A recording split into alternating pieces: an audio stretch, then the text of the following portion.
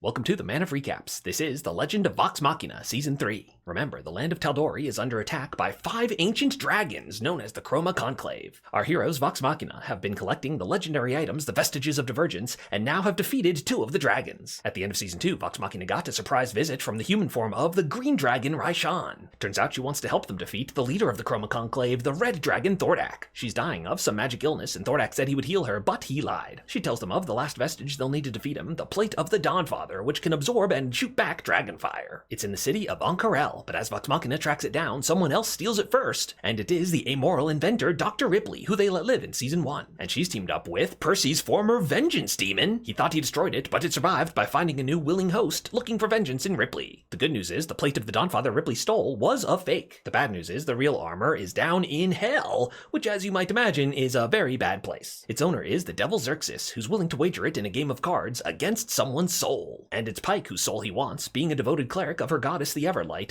her soul is especially valuable. Now devils can't actually break any rules, but they love to kind of cheat by finding loopholes. He gets inside Pike's head by making her question her devotion to her goddess, and pretty soon she's losing. But now she gets Xerxes talking about his backstory, how he was a good person that sold his soul to protect his family. And she's like, hey, what would your family say if they could see you now? And now she's in his head, and yes, Pike wins. So a deal's a deal. Pike gets the Plate of the Dawnfather. But nothing in the deal said he can't kill them afterwards, so he sicks a demon on him. Meanwhile, waiting to reopen the portal to hell, the rest of our crew are attacked by the ice dragon Voragol. But just then our crew comes back, followed by the hell demon, and so our 2 giant monsters get distracted by each other, and it's an epic kaiju fight! Yeah, so sweet. In the end, the dragon wins, but it's been weakened enough. Now Vox Machina is able to finish this thing off, another dragon down. So it's time to celebrate, and Scanlan uses the mysterious key he found last season to open a magic door to his new magic mansion, the Chateau Shorthalt. It's fully furnished with anything you could possibly want, except for food. It only serves chicken, no side dishes. Now it's time to address the inter-party romance. Percy and Vex were worried that dating coworkers is a bad idea, but they finally decide to go with it, and these 2 get it on. Her brother Vex joins Percy in the hot tub to have a man-to-man conversation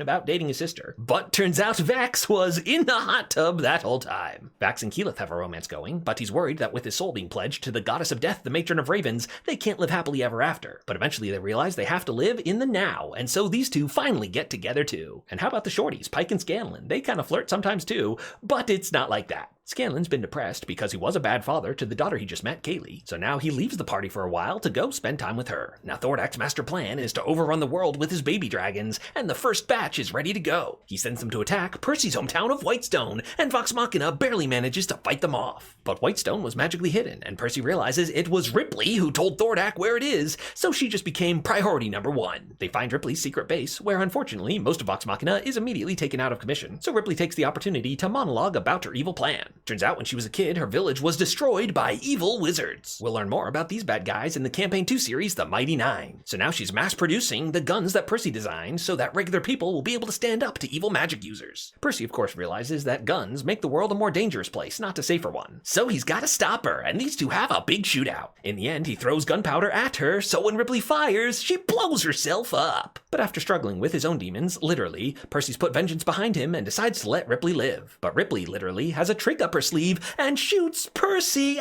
Oh no! Healing magic works if you're only mostly dead, but not if you're all dead, and Percy dies for real. But there's no time to mourn right now. They have to defeat Thordak before the rest of his eggs hatch. So Vox Machina travels around to recruit all the friends they've helped over the last 2 seasons. And so it's time for the epic final dragon fight. But Thordak is really strong. He's a match for their whole army. In the end, he's going to unleash his massive super mega flare. But Pike jumps in front with the Plate of the Dawnfather, absorbs that fire, and blasts it back! Thordak is obliterated, the final dragon down. Except, of course, for Raishan. This whole time, Keyleth thought that she was going to betray them, but in the end she didn't. But now she does. Turns out this was her evil plan, to upgrade her dying body into Thordak's undead one. The rest of Vox Machina is blocked out, so it's Keyleth's time to shine. Remember, she can transform into a powerful fire elemental, but this time it's just not getting the job done. Luckily, Keyleth had just gone to learn the power of Earth, and she done it. Takes this final dragon down. But we're not done yet. It's time for revenge on Ripley. It's an epic final fight where Vex avenges her boyfriend and kills Ripley for good. But the demon isn't defeated. It seems to be tied to her gun. With his connection to the Matron of Ravens, Vex realizes that Percy's spirit is trapped in there with it. If we can free Percy's spirit, can we bring him back to life? Well, we can certainly try. So they do a ritual where Vex goes in to rescue him, and with the power of love, Percy's back to life. But the matron warned Vax that everything has a cost, so his bad future might be accelerated. But for now, it's a happy ending, as Vox Machina has saved the world. But now that the world doesn't need saving, it's time for Vox Machina to split up and go deal with their personal stuff. Scanlan, in particular, wants to spend time with his daughter Kaylee. But of course they'll stay in touch, and if the world needs saving again, Vox Machina will reunite to save it. And the next apocalyptic event may be happening way sooner than they think. Remember, in Season 1, Delilah Briarwood was trying to summon an evil called the Whispered One. The ritual was interrupted, but not stopped completely. It left behind an ominous shadow orb. And now it seems the Whispered One is waking up.